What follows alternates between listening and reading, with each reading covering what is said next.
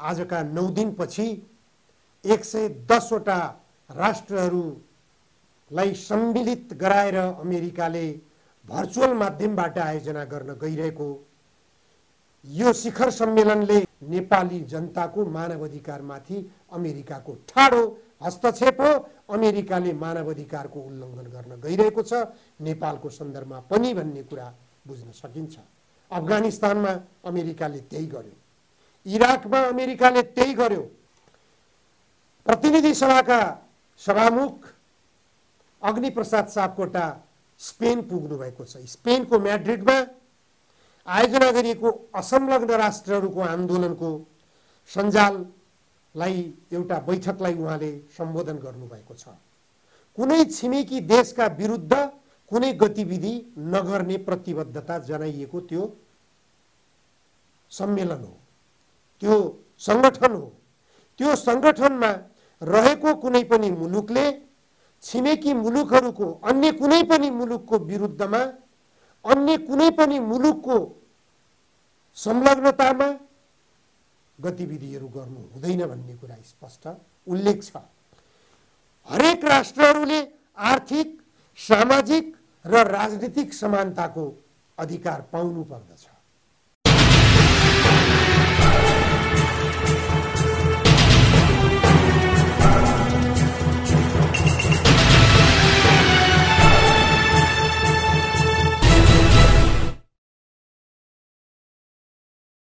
नमस्कार, जनधारणा खबरको युट्युब च्यानलमा यहाँहरूलाई स्वागत छ।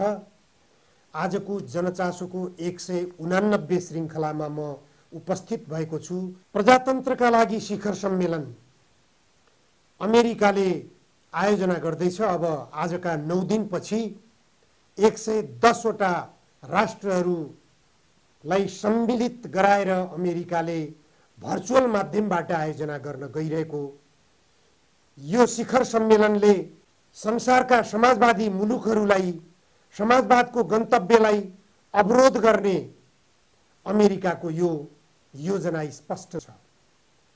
समाजवाद संसारका सबै जनताको चाहना हो।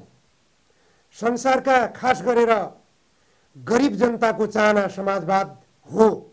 समाजवाद भनेको सबैले समान किसिमको सहभागिता, समान किसिमको अवसर, आर्थिक क्षेत्रमा अवसर, सामाजिक क्षेत्रमा अवसर र राजनीतिक क्षेत्रमा अवसर, यी सबै क्षेत्रमा समान अवसर प्राप्त गर्नु नै समाजवादको लक्ष्य हो।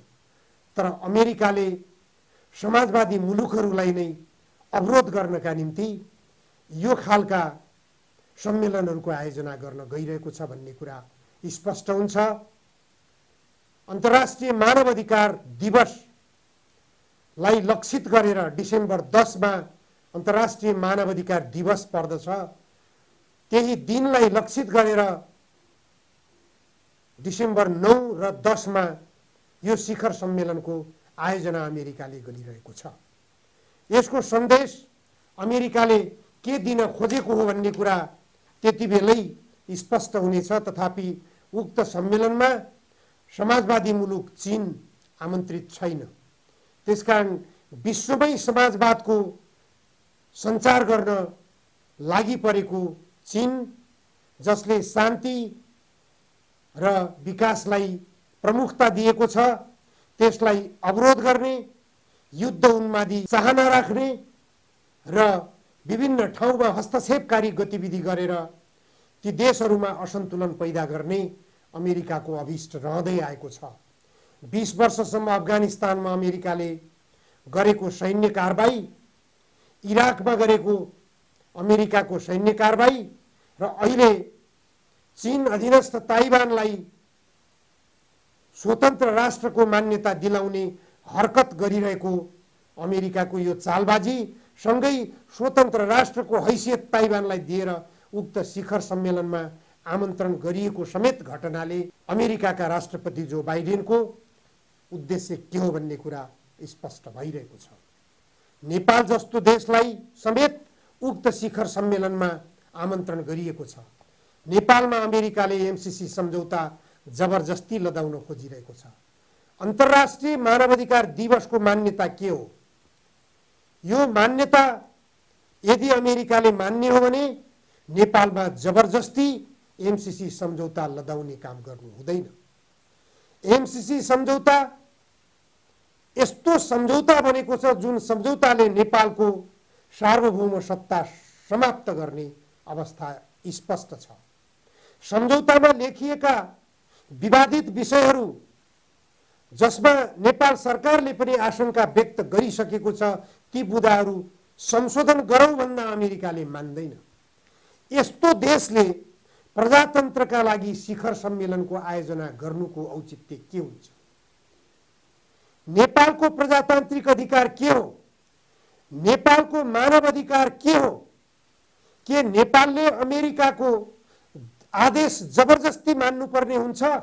होइन भने नेपालले संशोधन गरेर मात्र यो सम्झौतालाई लागू गर्न सकिन्छ अथवा पारित गर्न सकिन्छ।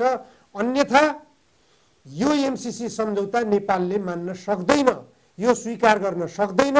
तिम्रो लगानी फिर्ता लैजाऊ भनेर अमेरिकालाई भन्दा जबरजस्ती तिमीले यो लगानी स्वीकार गर्नै पर्छ, यो सम्झौता तिमीले संसदबाट पारित गर्नै पर्छ भन्ने। अनि शिखर सम्मेलन प्रजातन्त्रका लागि किन चाहियो? अमेरिकाको यो शिखर सम्मेलनमा नेपालको सहभागिता आवश्यक छैन, औचित्य छैन, औचित्यहीन सहभागिता हुनेछ। या त नेपालले स्पष्ट रूपमा उक्त शिखर सम्मेलनमा आफ्नो धारणा व्यक्त गर्न सक्नु पर्दछ।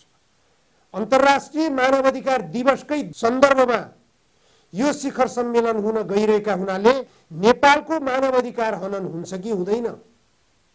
जनताले विरोध गरिरहेका छन्। जनताले विरोध गर्दा गर्दै जनताले यो एमसीसी सम्झौता आवश्यक छैन भन्दा भन्दै यो एमसीसी सम्झौता यदि यहाँ जबरजस्ती थोपर्न अमेरिकाले चाहन्छ भने नेपाली जनताको मानवाधिकारमाथि अमेरिकाको ठाडो हस्तक्षेप हो। अमेरिकाले मानवाधिकारको उल्लङ्घन गर्न गइरहेको छ नेपालको सन्दर्भमा पनि भन्ने कुरा बुझ्न सकिन्छ।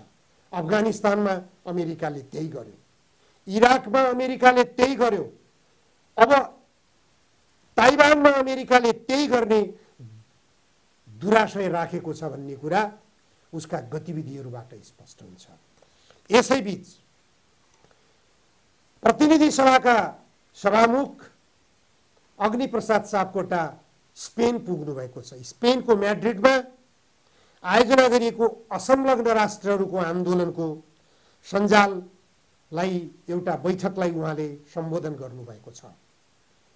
असंलग्न राष्ट्रहरूको बैठक भन्नासाथ स्पष्ट हुन्छ नेपाल पनि असंलग्न राष्ट्रहरूको सदस्यको रूपमा रहेको छ।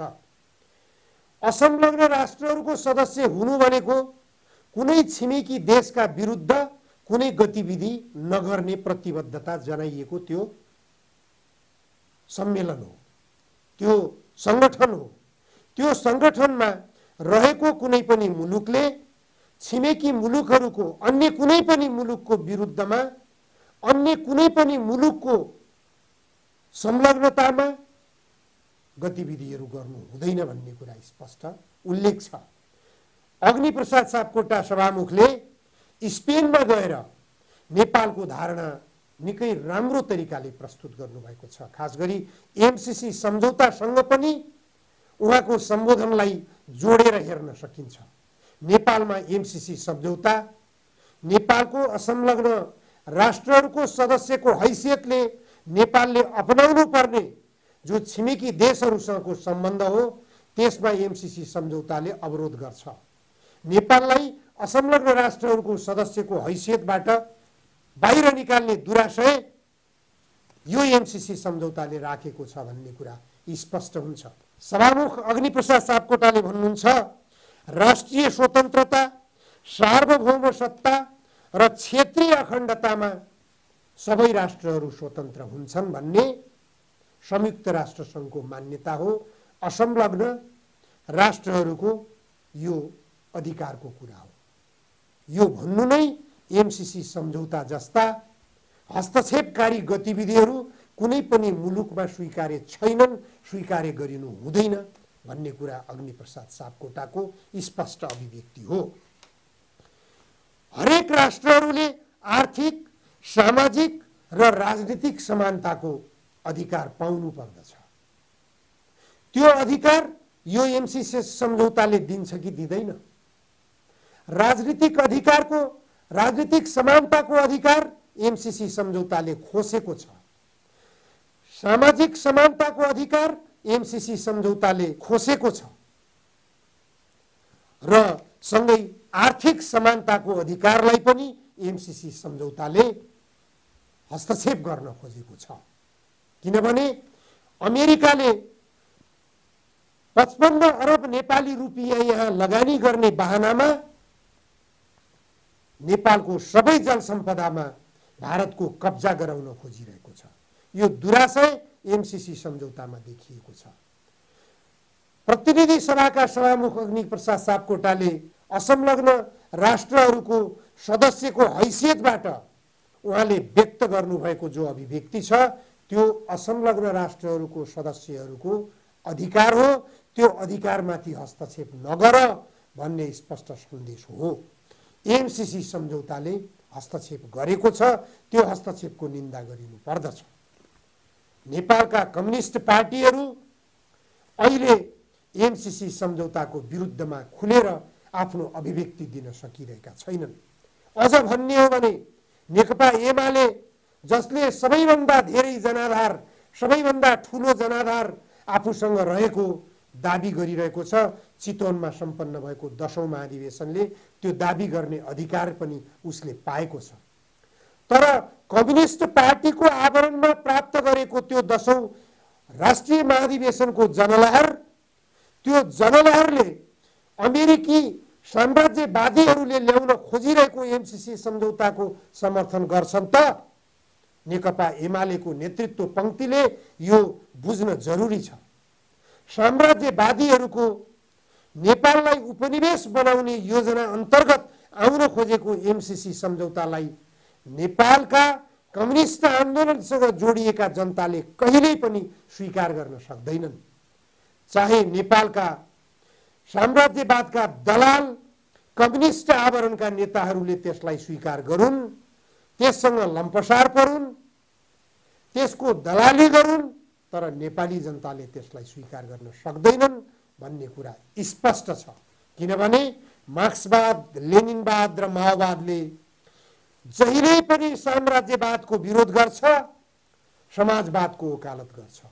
त्यसैले नेपालको संविधानमा प्रस्तावनामै गन्तव्य समाजवाद भनेर लेखियो। यो समाजवादको गन्तव्यलाई कम्युनिस्ट पार्टीहरूले जब पछ्याउन सक्दैनन् त्यति बेला स्पष्ट हुन्छ कम्युनिस्ट पार्टीका नेताहरू विचलित भएका छन्, सिद्धान्ततः विचलित भएका छन्। उनीहरू समाजवादी गन्तव्यतर्फ छैनन्, उनीहरू साम्राज्यवादीहरूको दलालीतर्फ छन् भन्ने कुरा यसबाट स्पष्ट हुन्छ। त्यसैले गन्तव्य समाजवाद वैज्ञानिक समाजवादतर्फको गन्तव्य हो, प्रगतिशील गन्तव्य हो, अग्रगमनको गन्तव्य हो। नेपाली जनता पश्चगामी बाटोतर्फ कहिल्यै पनि जान चाहँदैनन्। यो कुरा नेपालका सबै संसदवादी राजनीतिक धारका नेताहरूले बुझ्न सकेनन् भने नेपाल फेरि पनि गृह युद्धको धरापमा पर्ने सम्भावना बलियो बन्दै गइरहेको छ। वैज्ञानिक समाजवादको निम्ति जनमत संग्रहको ढोका नखोल्ने हो भने देशमा फेरि पनि गृह युद्धको सम्भावना बलियो छ। नेपालमा हतियार उठ्ने सम्भावना बलियो बन्दै गइरहेको छ।